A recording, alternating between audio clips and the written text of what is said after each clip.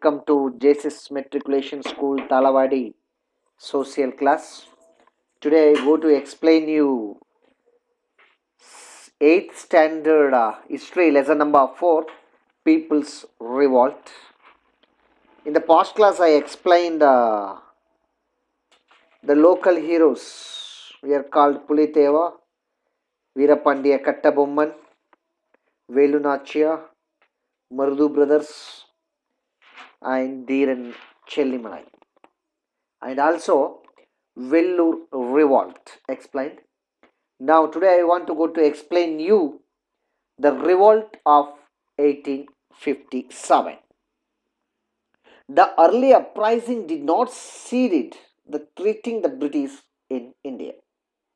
It took the revolt of 1857 to bring home to the company, and the British thought that their rule was not accepted to large section of the populations. The revolt of 1857 was a product of the character and the policies of colonial rule.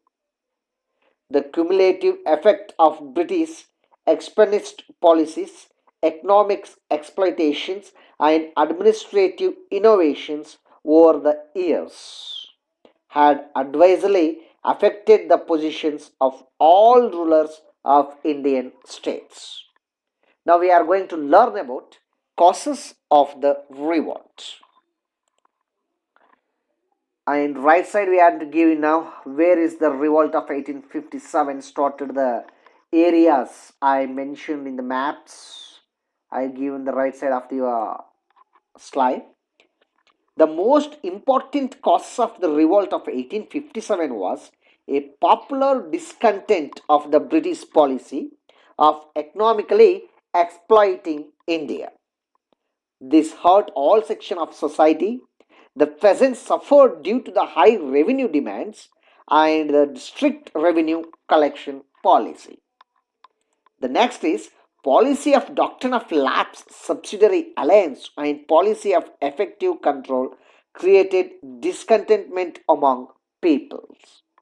Annexions of Awadh Oath proved that even a groveling loyalty cannot satisfy British greed for territories. Next is the conversion activities of Christian missionaries were looked upon with suspicion and fear. The priests and the Malays showed their discontent against the British rule.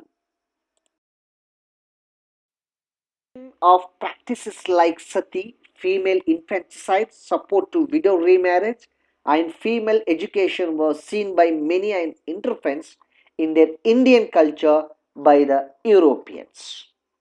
The Indian sepoys were looked upon as inferior being and treated with contempt by the British officers. They were paid much less than British soldiers. All avenue of the promotions were closed to them as all the higher army posts were reserved for the Britishers. Next, immediate causes of the revolt 1857. The immediate cause was the introduction of new Enfield rifle in the army.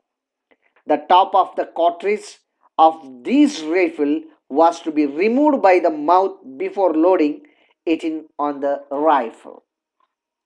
The cartridges were greased by the fat of pig and the cow. The Indian sepoys believed that the British were deliberately attempting to spoil the religion of both the Hindu and the Muslim, because while the Hindu revered the cow and Muslim hated the pig.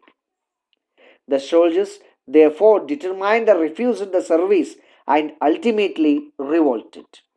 Thus, the primary and immediate cause of the revolt was the use of the greased cartridges. Next, we are going to learn about the outbreak of the revolt of 1857. On 29 March 1857, at Barakpur near Kolkata, it should be there now, Mangal Pandey, a young Sipai from Bengal regiment, refused to use the greased cartridge and shot down his sergeant. He was arrested tried and executed. When this news spread, many sepoy is revolted.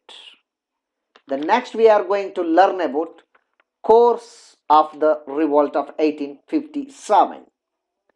On 10th May 1857, the sepoy of the 3rd Cavalry at Meerut openly revolted by swallowing the prisons and releasing their comrades.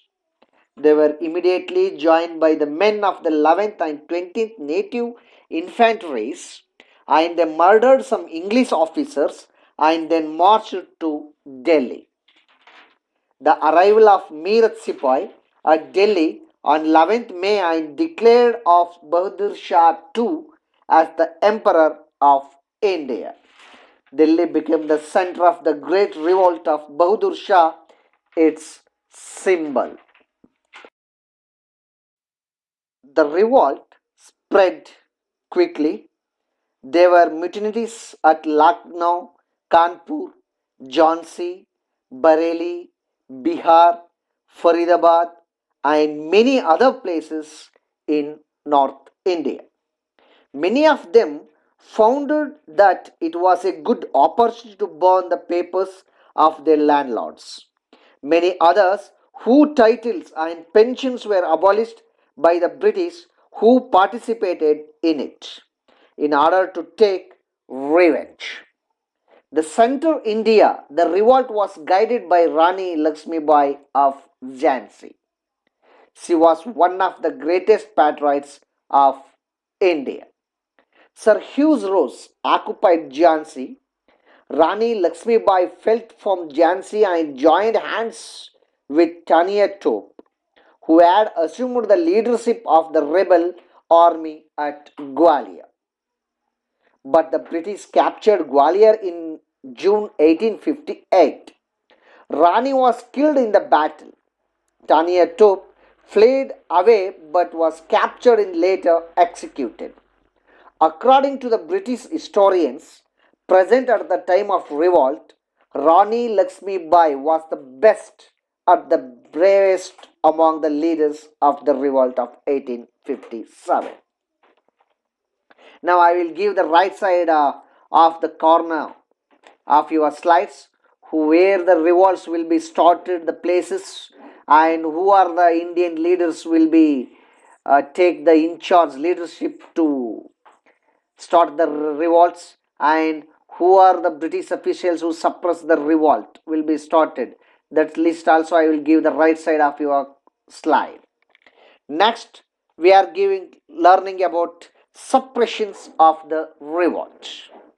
Lord Canning, the Governor General, took immediate steps to suppress the revolt. He collected the forces of Madras, Bombay, Sri Lanka, and Burma. On his own initiative, he called the British army, which was deputed to China by Britain, to Calcutta. He ordered the loyal Sikh army to proceed to Delhi immediately. The British regained their lost positions very soon. Delhi was recaptured by General John Nicholson on 20 September 1857, and deportations of Bahadur Shah II to Rangoon, where he died in 1862. Military operation with the recovery of Kanpur were closely associated with the recovery of Lucknow. Sir Colin Campbell occupied Kanpur. Nana Sahib was defeated at Kanpur and escaped to Nepal. His close associated Tania Tope escaped to central India, was captured and put to death while asleep. The Rani of Jhansi had died in the battlefield.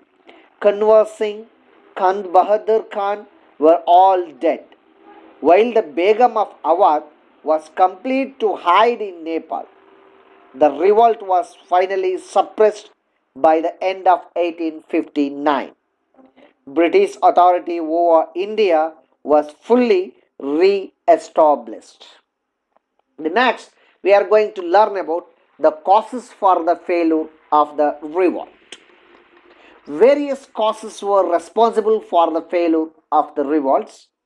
The first one is lack of organization, discipline, common plan of action, centralized leadership, modern weapons, and techniques.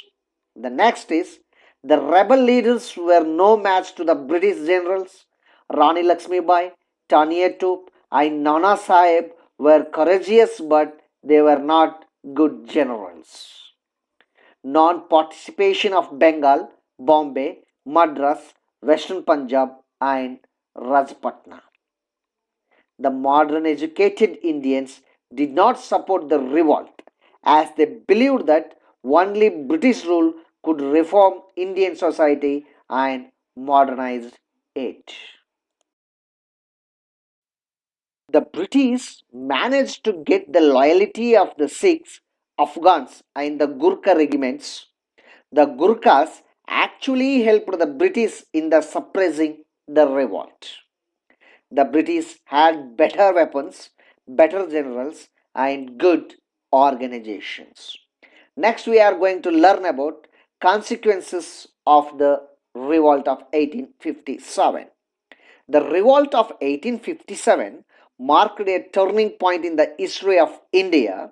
It led to changes in the system of administration and the policy of the government. The administration of India was transferred from the East India Company to the British Crown through the Queen's proclamation in 1858. The Governor General was given the title of Viceroy. The board of directors and the board of control were replaced by the council of 15 members headed by the Secretary of the State supervise the Indian affairs. The Indian army was truly reorganized. More Britishers were employed in the army. The British military policy came to the dominated by the idea of divide and counterpoise.